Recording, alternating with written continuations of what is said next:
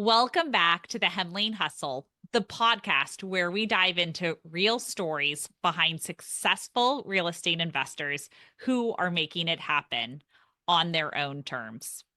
I'm your host, Dana Dunford, and today we have an incredible guest who embodies the concept of building wealth without sacrificing what matters most, which is family, career, and personal freedom. Aaron Ameen is a full-time management consultant, a dedicated father of three kids under three, and a husband. And on top of it all, a highly successful real estate investor. He and his wife built a thriving real estate portfolio across multiple states while balancing demanding jobs and a young family. And now, through his remote real estate academy, he's helping other professionals do the same, invest in real estate strategically without the headaches of full time landlord duties.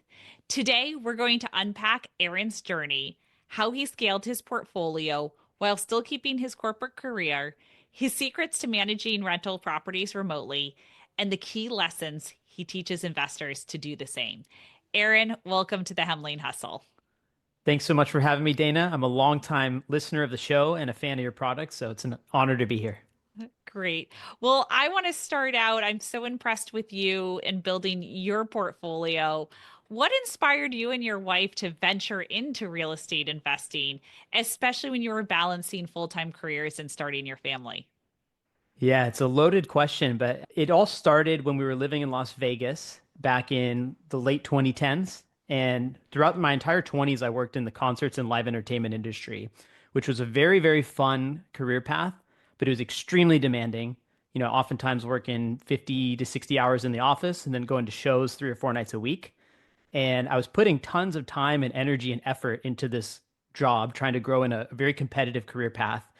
I had a lot of fun, but there wasn't a lot of squeeze for that effort. The financial upside was very limited. Those jobs are notoriously underpaid and overworked because they know once they burn you out, they can just replace you with another person who's young and hungry. And so what I ran up against was my mental health was deteriorating. I was putting so much time and focus into this, trying to just catch a break and move to the next level.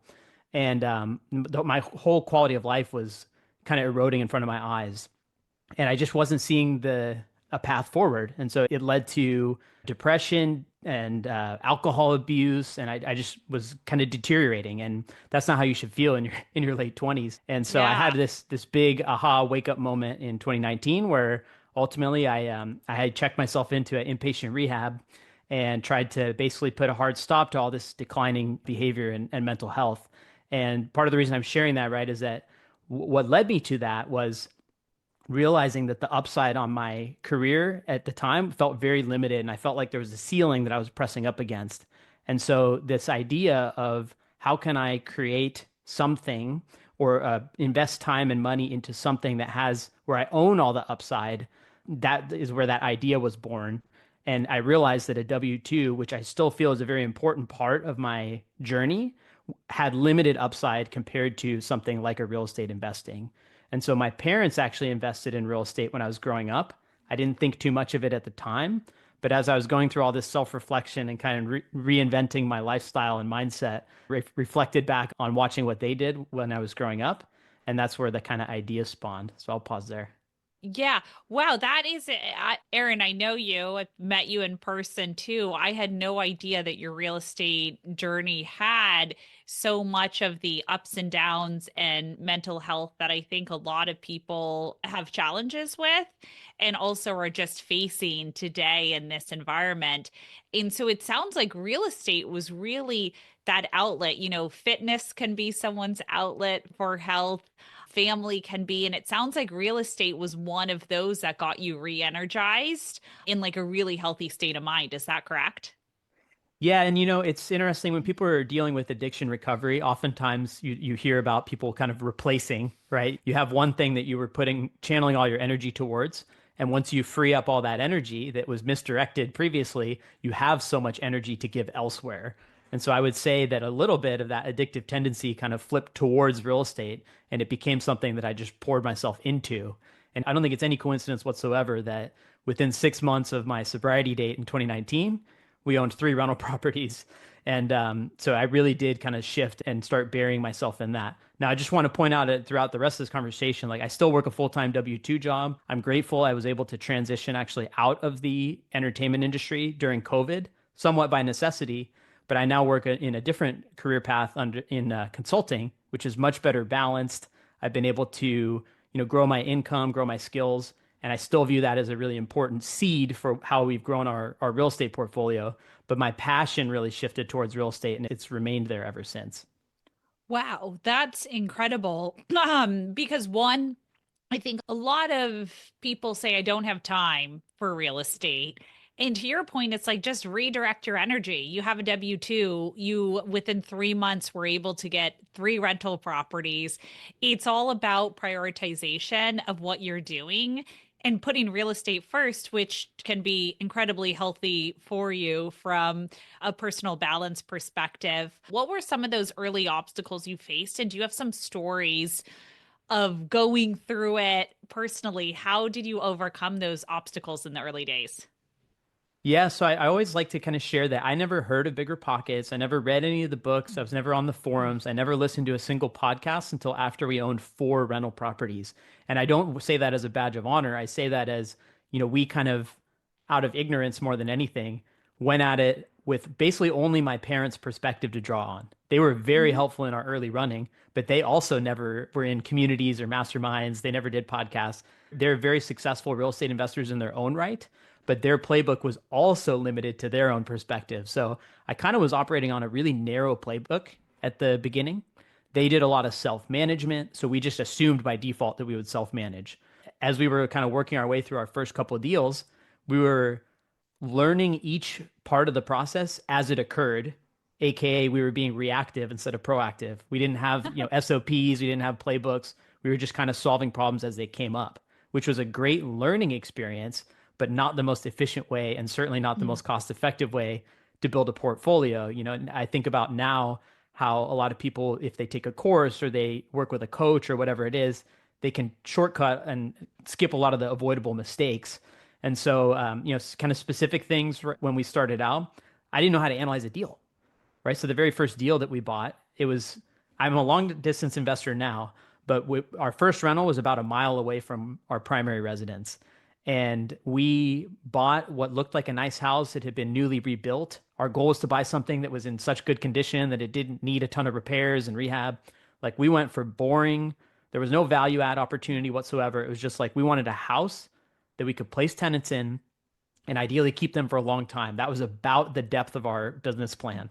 And we put a higher than normal down payment just so we could kind of buy our way into cash flow. But I didn't know the difference between I didn't know how to account for, maintenance, capex. We just kind of did the math of like, can this rent for a few $100s more per month than what it costs us to service the debt? And that was as simple as it was. And obviously now in hindsight, I realized that if we were to run those numbers with everything I know now, we never would have bought that deal because it was technically upside down on paper. And so like the deal analysis was one element that I think we were really naive about. Thankfully, like that house ended up being a really well-performing house for us. And had we not bought that house, it would not have led to the phone call we got 2 months later from the agent that sold it to us, where we bought our third and fourth homes. And so I like to tell this story because that house by itself in a vacuum was not the best use of money, right? It didn't have the best cash on cash Mhm. return. Knowing what we know now, we probably wouldn't have bought it, but it opened up a relationship that led to two houses that we bought as a package that have by far and most been the best performing rentals in our portfolio. And that was just because of the relationship we built with that agent that sold us the first house. So you kind of never know. Like some of that's luck, some of that's just following the signals as they organically appear.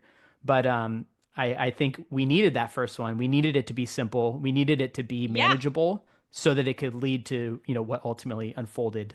Yeah. I love that story so much because it's true. It's like so many people work themselves up on their first deal of saying everything has to be perfect and I need to do this course, that course. And it's like But by that time, you have analysis paralysis and you may never make that deal. And so it's nice for you to think about it holistically. Now, I definitely recommend having a pro forma. I definitely recommend doing some of those steps. But I think to your point of like making it easy, and probably if you went back to that time and didn't have a pro forma, you would have been like, well, what's the insurance cost? What would be a property management fee? Does this cash flow? What is it compared to others? And you would have those questions. But I love that you guys just dove into it, to your point, and put your energy towards it, because then you can tweak it. But the hardest part is getting started. You talk about performance. What criteria do you use to select rental properties, and how do you identify markets across different states? Yeah, so and now let's fast forward to the part where I started getting a little more educated. I actually did read books and listen to podcasts and start working with coaches. So I learned the more academic side of real estate investing compared to what I just described at the beginning, where we just were looking for any type of positive number. But now, typically, we will always underwrite with a property management fee in there. We'll always Mhm. put a pretty healthy allocation for maintenance and capex. We never want to compress those numbers because what we've learned is there's no reason to try and manipulate a spreadsheet into making a deal look like a good deal if it's actually not, right? So Mhm. I think in Yeah. the past, that's a mistake where we've chased deals, like trying to say, oh, this one's almost there. It almost hits our returns. But the only way I could make it hit the returns was to fabricate some sort of savings that isn't actually going to exist. So we usually put in, a higher than average allocation for capex, maintenance, vacancy, right? Even if we have a plan that, oh, we're going to find long-term tenants and have 2-year leases, we still try and at least keep like a 8% vacancy, which is equivalent to about 1 month. Depending on the rental amount, we'll do at least 5% for capex. But if it's a lower rent amount, right, that might be higher. All in all, it's pretty healthy amount we chop off the top to try and make sure that we've padded, because kind of the way I think about it in a much more simpler way is we never want to send in an offer that we wouldn't be thrilled about if it got accepted. And if we Yeah. send in something that is really thin and it barely makes it work and it gets accepted, you're never going to feel like super happy about that. And so I'd rather be conservative and budget for everything and have a little upside than the other way around. Yeah, it's such a good point, because even when some random thing comes up that you wouldn't have expected, you're like, okay, at least I'm not in this anxiety moment where this was a terrible decision. Yeah. So I love that. What was your decision to purchase in multiple places versus just going into one market? So some of this happened organically. So I mentioned we lived in Las Vegas, and when we first started investing, we bought our first rental was 1 mile from our house. Fast forward to today, our closest rental is 1,000 miles away. But a lot of that is circumstantial. Like we moved during COVID, entertainment industry evaporated overnight. So my Yeah. whole career that I had built, it basically disappeared, and I had to go figure out what to do for my W-2 job. So the W-2 job is what drove the decision that we ended up moving back to Washington State, which is where I'm from. When we moved, we had a decision to make. We owned 4 properties in Las Vegas. It would We'd probably have to sell all 4 of them to afford a single house in Seattle. So just simple pros and cons. We said, would it make sense to sell 4 cash flowing rental properties to go buy a single primary house in Seattle? Probably not. So we became long distance investors more or less by accident. And we had to decide, okay, we had to build the systems while we were going. And mind you, this was also in the middle of COVID. So bringing Yeah. on, property managers and all that sounded risky. And so we decided to self manage from afar. And that's what I was saying earlier, where we kind of built out these systems as we were going. So we worked with a friend of ours who I had a working relationship with. I had a lot of trust. We paid him a small retainer to be our first line of defense. And then we had all of our existing vendor relationships to call on as needed. And so we had this system where we were doing a lot of the administration, and then he would help us coordinate as needed on the ground and could be our eyes and our kind of judgment if something was needed in person. And obviously, I know this ties to what you guys do at Hemlane, because had we known about Hemlane back then, it would have been a wonderful tool for us with that model. Exactly. But to answer your question more directly, we became long distance investors by accident, and we realized after a few months or a year, like the world wasn't ending. Like we could own rentals from far away. We broke past that limiting belief that you must be within driving distance of your homes. And that gave us confidence to then pursue even more long distance rentals. So we bought 2 more properties while we lived in Washington State, and we now live in Houston, Texas. Again, the 3 kids in 3 years forced us to make some, personal driven decisions more than investment driven decisions. and relocating to Texas was, so we could the right place to plant seeds and raise our family. So then all of a sudden those Washington properties were 2,700 miles away. So multiple examples of like this stuff happened more driven out of our life circumstances than out of a very explicit decision. But the last market we invest in is Iowa, which is somewhere we've never been to. And that's the one we kind of built from scratch as a long distance market. So we had three different markets, three different sets of circumstances. And, we learned very different things at each milestone along the way of building those out. Yeah, that's phenomenal. What do you think is especially with three under three, what do you think is the most challenging thing about managing rental properties remotely? If there were one word you could use, maybe I'll give you two or three. What would it be? Two or three is tough, but I'll say not as simple as you think. I think when things are running smooth, it feels easy. If you have a Hmm. tenant in place and they're paying rent on time and the house is in pretty good shape, you can get this kind of sense of security that, like, oh, everything's fine. I don't need Easy. to be there because nothing's happening. And as long as the rent checks keep clearing, like maybe I'll talk to them towards the renewal and see if I can get them to renew.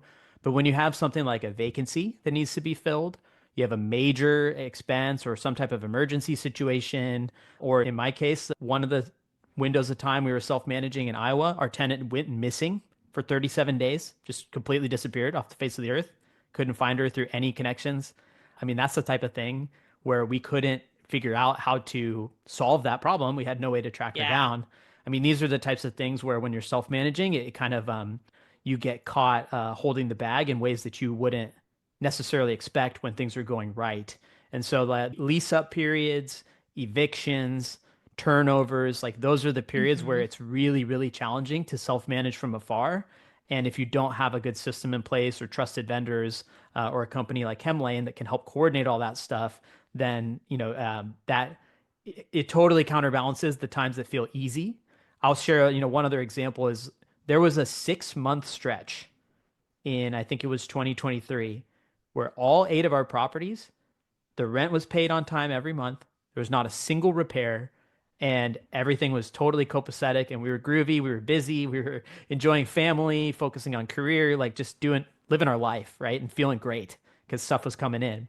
And then in the 6 weeks following that 6 month period, six out of the eight houses had capex events all in that like tiny little period of time, and each one was Wow. somewhere between $2,000 and $4,000. Oh So my all that gosh. money that we had built up and all that low stress easy going period, it came kind of crashing back down. And when you're dealing with all those phone calls yourself and talking to the vendors and looking at prices, it makes the stress feel a little bit more real. And especially when you have kids, I feel like these big financial events, they just sting a little harder. Luckily, like I said, we do have like CapEx allocations, like we prepare for this, but getting hit with six different CapEx events in 6 weeks is never fun under any circumstances, self-managing or otherwise. Totally. And that's why you need those reserves there. How do you allocate? I mean, you're talking about this of there's especially with CapEx events, the owner has to get involved to approve because usually we get, two to three vendor quotes for projects that large. How do you allocate your time to real estate investments when you have a growing family and a full-time consulting job? Yeah, so it kind of parlays into the philosophy that we founded the Remote Real Estate Academy based on. The remote part is important, right? We want to teach people how to invest anywhere in the country. But honestly, the underlying philosophy of the academy is about working full time, managing your career, managing your family, and putting those things above everything else, and then working backwards into the time that you have available. So I have this concept I always explain where basically I have non-negotiable time blocks. I have time that belongs to my family, right? The evenings, the mornings, and good chunks of the weekend where I know that if I protect that time and I spend it with my family, then I will have a fulfilling family life, great relationships with my kids, healthy relationship with my wife. Outside of that time, I can spend it on the other things I need to do, like my job and my work and all that. I try and work backwards from the highest priority things in my life. So family time kind of takes first. Obviously, I got Mhm. to reserve time for my job so I can perform well and stay employed and keep growing. When I kind of subtracted everything back out, I realized that basically there was only probably about 20 to 30 minutes a day that I had to dedicate towards real estate. And when you know your constraints, you can build your business around it. And so Yeah. if you have 20 to 30 minutes a day, it's like, well, that doesn't sound like that much. But if you think about it, even in an emergency, if you're halfway across the country, it's not like you have to spend 8 hours solving the emergency. It's largely a matter of coordination, activating the right vendors or emergency services if something happens. And so, really, it's just about keeping a pulse on all your properties and making sure that you're being proactive where possible and that you have systems in place to handle situations as they come up. So, that was where I kind of took that like total amateur approach where we had no systems and we were just reacting to everything. And over time, I tried to learn from that and build systems that would allow me to do it with just some consistent time every single day. So that's where the idea of the 20 minutes a day comes from. It was working backwards from our priorities and then acknowledging that, okay, we're constrained to this amount of time. So how do we build the business to fit it? Now, you've spoken about your job, your W-2, your real estate investments, your family. What motivated you to start the Remote Real Estate Academy? And you've spoken about the principles, but like, why did you think this would be a good idea with already so much going on? It's a question I ask myself sometimes, but the honestly, it happened organically. So I have always had a creative personality. I'm a drummer, so that's what got me into the music industry. Cool. I was in bands, I would always practice, and I had this kind of creative urge. Like we mentioned earlier, I took a lot of that energy and I applied it over to real estate investing. But I also have this kind of creative itch, and I joined a writing program back in March of 2022. It's called Ship 30 for 30, and the idea was you write 30 pieces of content, 30 days, and you publish online. And it's training you to kind of express your ideas, clarify your thinking, and then just Mhm. kind of engage in conversation with the open market, if you will. And it's not meant to create some sort of sales program. It's just meant to help you kind of pull creative thoughts out of your head and refine them in a way that connects with other people. And so I did that challenge and I wrote 30 pieces of content in 30 days and I just never stopped. I mean, still to this day, I write and publish content every single day.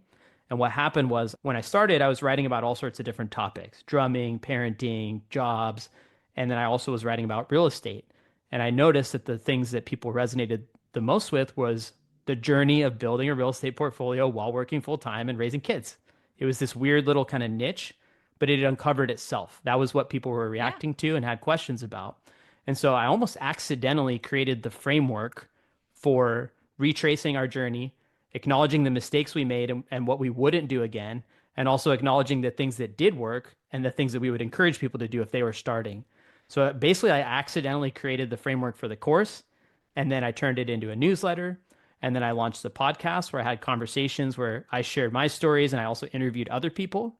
And then that naturally morphed into what became the Academy.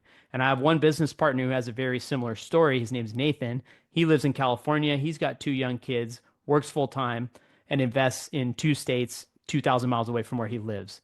So it's just kind of organically evolved into something where we already had most of the content. It was just a matter of packaging it up. And I also am very passionate about, like there's so much I didn't know about the power of real estate. And I enjoy being able to share that and try and, help people come to that realization if it's something that they want to explore. That's awesome. What are your future plans for expanding your own real estate portfolio? And how do you plan to maintain efficiency as it grows? Yeah, so it's really interesting, right? We capped out at 8 rental properties. And I think at the beginning, when we were building that first kind of handful, my thought was you just keep stacking units, you keep buying more, not necessarily, 10 in a year or anything like that, but that you consistently keep buying more and more. Let's say for 15 years, you get up somewhere in that 15 to 20 range. And I was thinking of it like almost as units on a spreadsheet.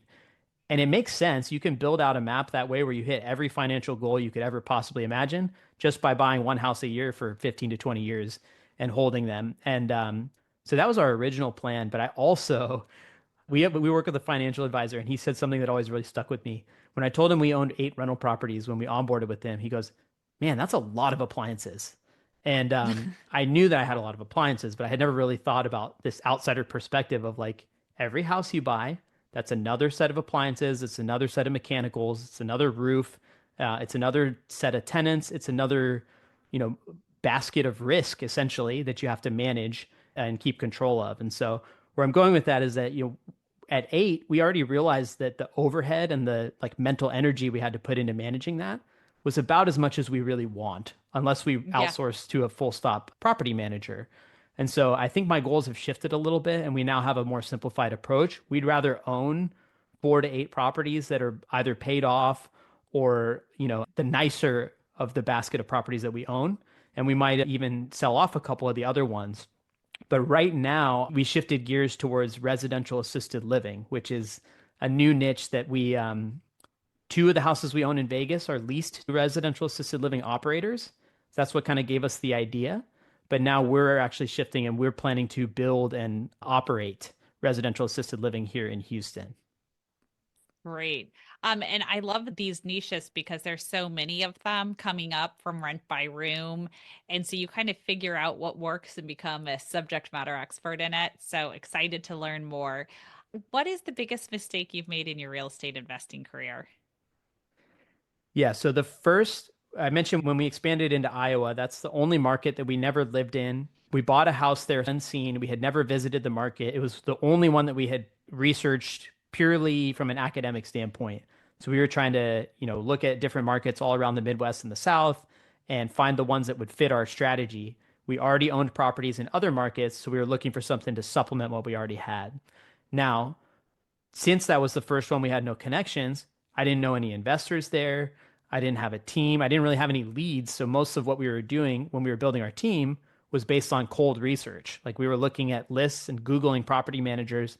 We were going through what we thought were the right motions, but we were not very thorough about it, right? We had a list of questions that we downloaded from, like one of those free checklists that you get as a lead Mhm. magnet on a coach's site. And so we had this list of questions and we called one of the property managers that had okay reviews and we had a great conversation with them. We just went through the list of questions. I recorded all the answers. They were able to speak, they were able to talk good game, but we didn't validate with other investors. We didn't validate with even like people testimonials of their current clients. And we kind of just heard what we wanted to hear and we ended up hiring them. And obviously, when I say it like that, it sounds not very smart. But at the time, what we were trying to do is just build our team. We were going through, okay, we need an agent, we need a property manager, we need a lender. And so we were just checking all these boxes. And what happened is Mhm. that we built a team that was not on good foundation. This property manager, had we bothered to click a little deeper or talk to other investors around town, they had a horrendous reputation among other Wow. investors. And within 8 weeks of them taking over our house, they went out of business. We fired them in week 7 because they had been trying to get a higher rent than was possible for our house. It turned out they weren't watching our house at all. It hadn't been there since the closing date. The gas was shut off. There was no heat. This was in Iowa in the middle of the winter. And the only way they were allowing showings was through a lockbox. They didn't have any tech solutions like what you guys have for your showings. They were just basically giving people the code and not changing it Oh my if they gosh. wanted to go in. So that was a disaster. I share that story. It feels shameful when I tell it, but I share it because I think it's important just to not cut corners when you're interviewing your team. It's the single most important thing that you can do to protect your assets. Whether you choose to self-manage and use a platform like Hemlane or whether you choose to hire a property manager, no cutting corners, never again. Yeah, I love that. Final question for you. Quotes you live by and why? Sure. I had to think about this one for a minute, but one of my favorite quotes as of recent is risk is what's left over when you think you thought of everything. And it appears in this book. I don't think you can see it on my shelf, but it's called The Psychology of Money by Morgan Housel. Oh yeah. And it's this idea that, we all want to completely eliminate risk. If we had our choice and everything we do could be completely risk-free, then we would do it, right? But you can analyze a million deals, you can talk to 1,000 investors, but at the end of the day, what we're doing with real estate investing involves some degree of risk. So I Hmm. think you have to just accept the fact that you can try and mitigate risk as much as possible by gathering information and perspectives, but at some point you have to make a decision. Just knowing that you can't possibly think of everything, it is simply not possible. So I think the more comfortable we were talking about bias for action versus analysis paralysis, there's kind of a sliding scale. Some people will analyze stuff for 2 years and not do anything. Other Hmm. people won't analyze at all and they'll jump right in and make a bunch of mistakes. And I think the sweet spot is somewhere in the middle. And that quote kind of reminds me of that. Yeah, I love that. Well, Aaron, I learned so much of first about you, but two about your journey in multiple different states and being able to manage it all. If listeners want to reach out to you, how can they find out more about you and your academy? Sure. So everything I have is at my website, aaronameen.com. I have some freebies there, including I wrote a whole like portfolio breakdown. So all 8 houses across 3 states, how we bought them, what was going on, what the challenges we faced are. So if anything in this story popped out to you and you want to learn more, you can download that there. Have a couple other freebies and guides with just some of the steps that have worked out for us, and all the information about the academy is there too. Great. Well, thanks so much, Aaron. Really appreciate your time today. Thanks for having me.